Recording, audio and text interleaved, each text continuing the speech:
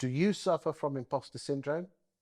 Today, I'm joined by Luke Sinclair, a man that an awful lot of people in the industry look up to. One of the nicest blokes in the estate agency, runs a 3-branch operation with his team in Leicester, and is considered by many one of the best estate agents in the UK. But you said to me before you switched the cameras on, Luke, that you suffered from imposter syndrome.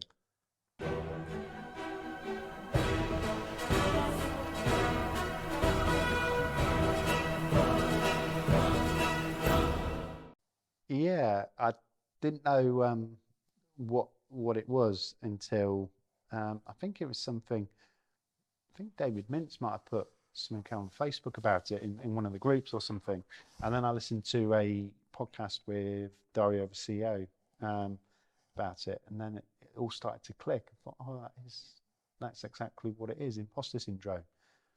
And it's up until recently, it's that waking up, I'm going to get caught out today. I'm going to get caught out for not knowing what I'm doing, or I'm going to get caught out for being a fraud, or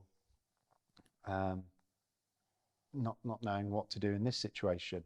And then that starts again. Your voices in your head get going, and then you start thinking, oh, perhaps I'm just not cut out for this. I'm no good at it. And then that whole self-doubt, all of a sudden you end up in a death spiral.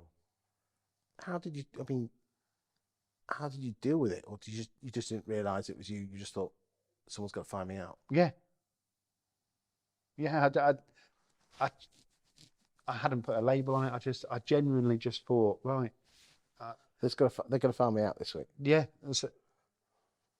someone's going to find me out this week. I don't know all that I know. Or would it surprise you that just about every single estate agent that sat on that sofa suffers from it as well? No, I don't think it would surprise me. Now, if you'd asked me 6 months ago, I would have first asked you what imposter syndrome meant, but I then would have said, oh, no, it's not many people suffer with that. Big time. I don't know what it is when the cameras get switched off at the end. It's almost like for the next 2 or 3 minutes, and you'll be the same. You'll just blurt everything out like a release. And I mean it. Some of the biggest names in the industry that we all put on a pedestal all suffer from it. Absolutely. And when it again, I think it's something that should be talked about more. When you realised that you had imposter syndrome, what did you do? Because self-realisation, awareness of it is the first problem. Yeah. When you realised that you had it, what did you do to get over it? Because you are good enough. I just told myself exactly that. Stop being a prat to yourself. And are you happier now you realised? Yeah. No way near as many.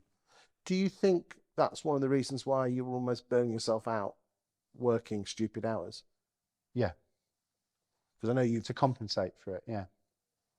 But do you think now the business is ably being run by your team, do you think you're a better estate agent and a better leader because of that? Yeah, 100%. What would your message be to anyone, boss, watching this, who gets up halfway through the night and says, I'm going to be found out and I'm not good enough? Have an honest conversation with your team, and even to the point of Stephen talks about this, is that what if you took a 6-month sabbatical from your business? What would happen? Would it still function? If the answer is no, then start working on putting stuff in place so that you can do that if you want to. But I think it's just to show a bit of vulnerability, and that's probably quite hard for a lot of business owners and leaders to do, is to show that, because they see it as a weakness. But I think people need to talk more. That must have been quite hard for you. Well, not only to your directors but to your team as well, Sean.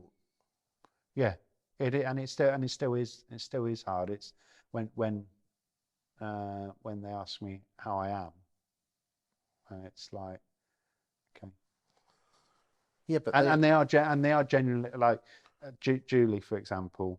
And I know she's genuinely interested, and she's not just doing it to be pleasant, and it's just a question just to get over a bit of awkwardness as I walk through the door on a random day that I may go into the office at the minute.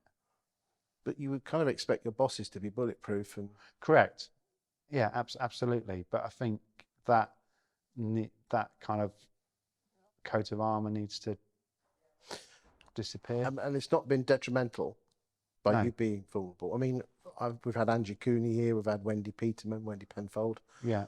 and both of them have opened up to their staff, Yeah. colleagues, and said it's been Yeah. been eye-opening, and it's not been bad, it's actually been good. Yeah. No, absolutely. So be honest with your team, be vulnerable, tell them what you're going through, Mm. and you should have a happier ship. Absolutely. Thank you for your time today.